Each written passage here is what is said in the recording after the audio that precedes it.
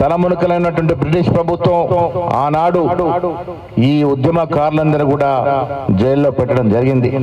చాలా మంది భావ సమాజానికి దూరంగా యుద్ధం ముగిసేసరి కూడా జైల్లోనే ఉండేటటువంటి సందర్భం. స్వాతంత్రోద్యమంలో క్విట్ ఇండియా మూవ్మెంట్ కి ఒక ప్రత్యేకత. ఇవాళ స్వాతంత్రం వచ్చిందంటే ఆనాడు క్విట్ ఇండియా ఉద్యమం ప్రధాన భూమిక పోషించింది కాబట్టి వచ్చింది. మిత్రులారా, 1947లో స్వాతంత్రం వస్తే 33 ఏళ్ల తర్వాత స్థాపించబడినటువంటి బీజేపీ పిల్ల పార్టీ ఇలా ఘనమైన చరిత్ర ఉన్నటువంటి కాంగ్రెస్ పార్టీని హవేళనగా మాట్లాడుతూ ఉంది. కాంగ్రెస్ చరిత్రని మరిపించే విధంగా ప్రయత్నాలు జరుగుతూ ఉన్నాయి. ఈ దేశంలో కాదు, యావత్ ప్రపంచంలో ఒక విజనరీగా పేరు పొందినటువంటి నెహ్రూ యొక్క చరిత్రని, నెహ్రూ యొక్క జ్ఞాపకాలని మరిపించే ప్రయత్నము జరుగుతూ ఉంది. భారతదేశ చరిత్రని సమూలంగా తిరగరాసే ప్రయత్నం ఆర్ఎస్ఎస్ బీజేపీ పార్టీలు చేస్తూ ఉన్నాయి. మహానాయకులు గాంధీ, నెహ్రూ, సుభాష్ చంద్రబోస్ లాంటి యొక్క గొప్ప నాయకుల్ని మరిపించే ప్రయత్నం జరుగుతూ ఉంది. అబుల్ కలాం ఆజాద్ లాంటి నాయకుల యొక్క చరిత్రని తిరగరాసే ప్రయత్నం చేస్తూ ఉన్నారు.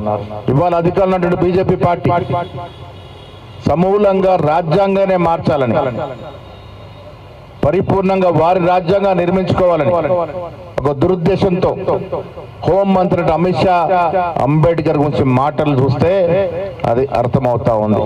మిత్రులారా, ఈ దేశంలో స్వయం ప్రతిపత్తి కలిగినటువంటి సంస్థలు ఈడీ, సిబిఐ, ఈసీల్ని ఏ రకంగా వాడుకుంటుందో మనం చూస్తా ఉన్నాం. గుప్పి చేతుల్లో పెట్టుకొని ప్రతిపక్షాల మీద తీవ్రమైనటువంటి దాడులు చేస్తున్న సందర్భం.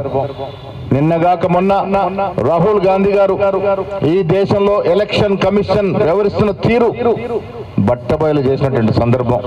వారు చేసిన తప్పిదాల్ని బయటికి తీసుకొచ్చినటువంటి సందర్భం మనం చూసాం. మిత్రులారా, ఎలక్షన్ కమిషన్ అంటే మనకు ఒక శేషన్ గుర్తొస్తాడు.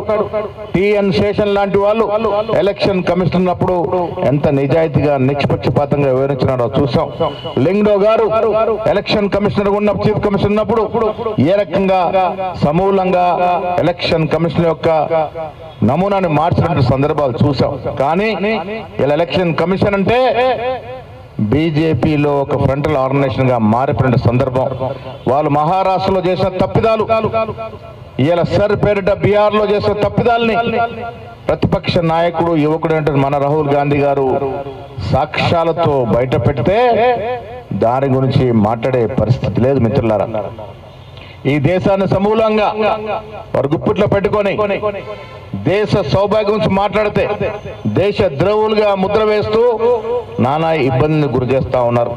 అధికారమే పరమావధానం, దానికోసం మేము ఏమైనా చేస్తాం, ఎంత దూరమైనా పోతామన్నటువంటి వ్యవహార ధోరణి ఈ దేశానికి మంచిది కాదు మిత్రులారనే మాట ఈ సందర్భంగా మనవి చేస్తా ఉన్నాం. మాన్యశ్రీ ఖర్గే గారు అపారమైన రాజకీయ నాయకుడు, ఇవాళ ఏఐసిసి అధ్యక్షుడిగా ప్రతిపక్ష నాయకుడిగా ఉన్నారు. వారు ఎన్ని విషయాలు ప్రస్తావించినా వాటిని పట్టించుకోకుండా వారి యొక్క ప్రభుత్వాన్ని కాపాడుకునే ప్రయత్నంలో ఎంత దూరమైనా పోయేటానికి దిగజారుతున్నటువంటి బీజేపీ ఫాస్ట్ ప్రభుత్వం ఇలా మనం క్విట్ ఇండియా పలకాల్సిందిగా నేను విజ్ఞప్తి చేస్తా ఉన్నాను. ఈ దేశంలో క్విట్ బీజేపీ అంటేనే భవిష్యత్ తరాలకి బాగు జరుగుతుందనే మాట చెప్తా ఉన్నాను. దేవుడి పేరిట, మతాల పేరిట ఓట్లాడే సంస్కృతి మన రానున్న తరాలకి మంచిది కాదు. మనం యూరోపియన్ దేశాలు చూసుకున్నా, పశ్చిమ దేశాలు చూసుకున్నా కులాల పేరిట, మతాల పేరిట రాజకీయాలు చేయరు కాబట్టే ముందుకు దూసుకుపోతున్నటువంటి తరుణం. మనం కులాల పేరిట, మతాల పేరిట కొట్టుమిటాడుతూ ఉంటే మన వచ్చే భవిష్యత్ తరాలకి విఘాతం కలుగుతుంది సుమా అన్నటువంటి మాట మాత్రం చెప్పగలను. ఈ దేశంలో బీజేపీ క్విట్ అనే నినాదంతో ముందుకు పోవాల్సిన అవసరం ఉంది. ఈ దేశం ప్రపంచంలోనే గొప్ప లౌకిక దేశం, లౌకిక దేశంగానే ఉంటది. ఎన్ని కళ్ళబోలి మాటలు చెప్పినా ఖర్గే, రాహుల్ గాంధీ నేతృత్వంలో ఈ దేశాన్ని అఖండంగా ఉంచేందుకు, ఈ దేశాన్ని ఒక గొప్ప లౌకిక దేశంగా ఉంచేందుకు కాంగ్రెస్ పార్టీ తీవ్రంగా ప్రయత్నం చేస్తా ఉంది. రాష్ట్రంలో కూడా అవినీతి తిమింగలానటువంటి BRS party quit BRS party అనాల్సిన అవసరం ఉన్నది. ప్రజల సొత్తుని ప్రాజెక్టుల పేరిట భూముల పేరిట దోసుకున్నటువంటి నాయకులకి శిక్ష పడాలి అని ప్రజలు కోరుకున్న తరుణంలో ఇలా కాంగ్రెస్ ప్రభుత్వం ప్రజలకు ఇచ్చిన మాట ప్రకారం కమిషన్ లేసి వాస్తవాలను ముందుకు తీసుకొచ్చిన సందర్భం. మిత్రులారా, కాంగ్రెస్ పార్టీ అందరి పార్టీ, కాంగ్రెస్ పార్టీ అన్ని ప్రాంతాల పార్టీ, కాంగ్రెస్ పార్టీ అన్ని కులాలు మతాల పార్టీ. ఈ పార్టీయే దేశానికి శ్రీరామ రక్ష. కాంగ్రెస్ పార్టీ లేకుంటే స్వాతంత్రము లేదు. ఇలా గొంత గొప్పలు చెప్పుకునే బీజేపీ నాయకులు దేశ స్వాతంత్రంలో ఇగో మా ఫలానా నాయకుడు పాల్గొనడని చెప్పే స్థితిలో లేరు. ఒక్కడంటే ఒక్కడు కూడా బీజేపీ నాయకుడు, ఆర్ఎస్ఎస్ నాయకుడు స్వాతంత్రంలో పాల్గొనపోగా బ్రిటిష్ రాజ్యమే మేలైనటువంటి సందర్భాలు. ఇవాళ వాళ్ళు దేశం గురించి, దేశభక్తి గురించి మాట్లాడుతూ ఉన్నారు.